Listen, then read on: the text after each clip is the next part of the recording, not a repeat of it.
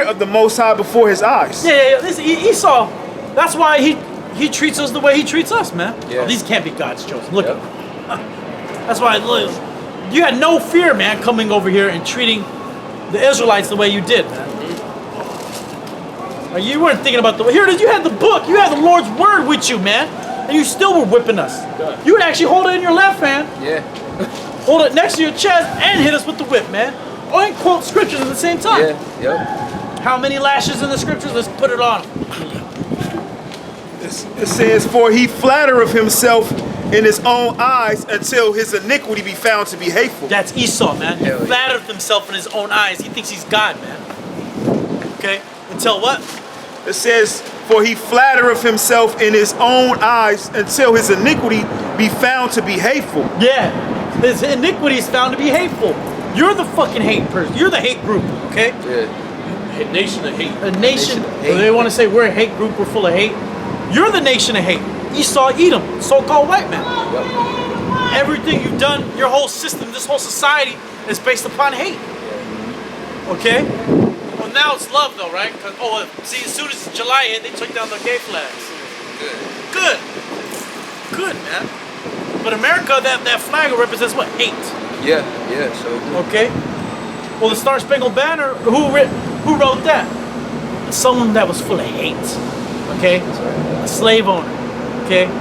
Keep going. And then the whole thing about the black the black national anthem, right? They actually had a black national anthem and a white national anthem, right? I did more research on that because I had no idea about it. And then Jake, that grew up in the segregated South, said they weren't allowed to say the actual national anthem, so they had to do the black national anthem at school. That's what they did. So that's how super segregated it was that Jake had their own bit of everything. But then Esau integrated it, and now we're all under one guy, supposedly. Yeah. Well, the Declaration of Independence, that damn devil, what was it, Andrew Jackson, he wrote that. But he put a clause in there. Declaration of Independence, Thomas Jefferson. Thomas Jefferson, that devil. I get it mixed up sometimes. Me too. Same here. It's the same devil. They're both sickos. They're both sickos. But he wrote that Declaration of Independence, and in that it's an actual clause of him getting on Gad, calling them savages, which they don't tell you about that in school, man. I was looking that up. You know, I did a show recently, but that nigga put that in there. These savage Indians. He said that King George III, one of the reasons for him wanting to gain independence from Britain was because King George III was pitting these savage Indians against them, man, against the colonies, to destroy them. He was paying them off. Yeah, because they would do deals with the British, because the British didn't want to trade with the Americans because they ran the price up. We rather trade with Gad because they got the good furs. Okay, they got petroleum and stuff like that. Gad had their own trade routes. Esau and America like, nah, we want that. They wanted that, man. And then not only that, the Thomas Jefferson said that. And I believe his ugly ass face is on that Mount Rushmore too. It is. Yeah. And he was not only that, he was a slave owner and a rapist. Because if you're a slave owner, you're a rapist. Okay. And he had all kinds of tears underneath him. Not only that, the other devil that's on that piece of shit Mount Rushmore, George Washington, right? George Washington had fake teeth. They say they were wooden teeth. Nope. They were slave teeth. Okay. They try to etch that out, man. He'd actually take slaves' teeth and make dentures out of slaves' teeth, man. Because he chewed on so much tobacco, he lost all his teeth. You damn devils, man. And then Teddy Roosevelt, he was a hardcore racist, man. But Esau tries to, Tucker Carlson, I was listening to that guy, he said Teddy Roosevelt had the most moral of any president because he let Booker T. Washington go into the White House. What's up? He called him in after he left. Yep. Yeah, he called him N. Well, he called everybody N's. And then he put a statue of himself in front of, I believe, the Museum of something art in New York City. And his red ass on a horse, and there's Gad looking through, and Judah on the other side looking through. That's literally in the scripture. Okay. I seen servants on horses. Yep. Okay. And that's literally what that is. And they want to take that down now. Why? Because that's a racist ass statue. You got a precept? No, this is just the little excerpt. And one last one. Finish off the Mount Rushmore. Abraham Lincoln, right? Who could have been a Jake or mixed with some Jake, right? Because they're breaking it down. They said that he wore that top hat because his hair was real curly, and people would kind of look at him some type of way every now and then, right? But he did the largest execution of Native Americans of any president, man. There was a lot of massacres and stuff that happened, but none of it was like a direct order execution. Like, this is a prisoner, we're gonna kill him. I think he had over 40 Lakota warriors lynched, pretty much, put on the gallows, hung, put to death. Okay, he didn't put him in jail. Okay, he didn't hold him. He didn't let him return the land. No, he killed them all. He hung them all, man. Okay, that's Abraham Lincoln for you, the Indian killer. Go ahead. This is Thomas Jefferson's quote from the Declaration of Independence. Let me just read this part real quick. It said the Declaration of Independence is structured in 3 parts: the introduction, the complaints, and the conclusion. The complaints are indictments, if you prefer, take the form of 13.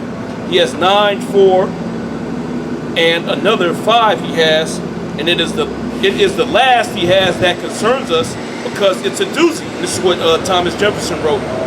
He has, talking about King George III, he has excited domestic insurrections amongst us and has endeavored to bring on the inhabitants of our frontiers, the merciless Indian savages whose known rule of warfare is an undistinguished destruction of all ages, sexes, and conditions. So that's what they had to do.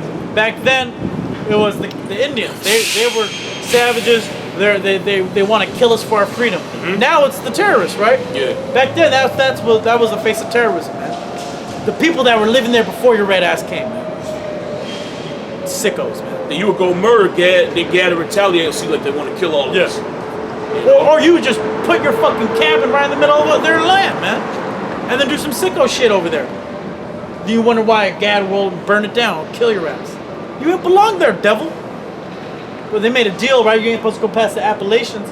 Them devils went over any damn ways, man. Bringing what? Disease. Kidnapping the woman, selling her in the sex slave. Wine and their philosophy. Yep, bringing that's the main one they brought. That wine and that philosophy and the actual wine too.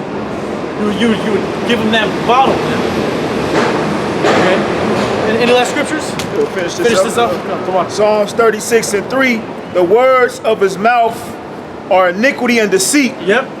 He have left. Well, there you go. We just read the excerpt out of the Declaration of Independence. And read that last part again. The words of his mouth are iniquity and deceit. Iniquity and deceit. Yeah, that was a lie, and it was a complete sham. Yeah. Wickedness too. It was evil. That's slander. It talks about the slander that this man has brought up against the nation of Israel in Ezekiel the 35th chapter. Yep. He said basically their customs is warfare. They're known for warfare. That's all they do. They're savages, and they kill indiscriminately. Nigga, that's what you do. Right. That's literally your MO. Like you spare nobody. He said they don't spare sexes, they don't spare ages, and they don't spare conditions. So no matter what condition you in, Gad gonna put you to death. That's just how they are. They're savages. See, but see when we execute warfare, we'll spare the children. The women will spare them. If there's somebody that's sickly or they got a disease, we won't put them to death. That's cruel. The Most High said, you didn't show the elderly any mercy, man. Yep. Damn devil. Well, look at Wounded Knee. You aired that place out, man. Right? And there was nothing but elderly and women and children up in there. Well, the kids that hid, that didn't get destroyed, they told the women and children to hide. Put in a boarding school, man. But even before that, he said, look, come out. I ain't gonna kill y'all. Everything's done. He was done with the Gatling. He said, y'all can come out. I ain't gonna kill y'all. And then what happened when they came out? Or they hiding place? He started the Gatling gun back up, man. Yep. And another thing he did, I think there was a baby that they saved from that massacre, and they put that baby, they raped that baby all the way through its whole life, man. They took that baby to the East Coast, like we civilized a native girl. And what did they just raped her to death, man. She died in her late teens. Because that's what you were doing to the Gadite children back then, man. Being sickos, man. Go It ahead. says, he have left off to be wise and to do good. He deceiveth mischief upon his bed. He sitteth, he says, he setteth himself in a way that is not good. Yeah, that's the way of America, right?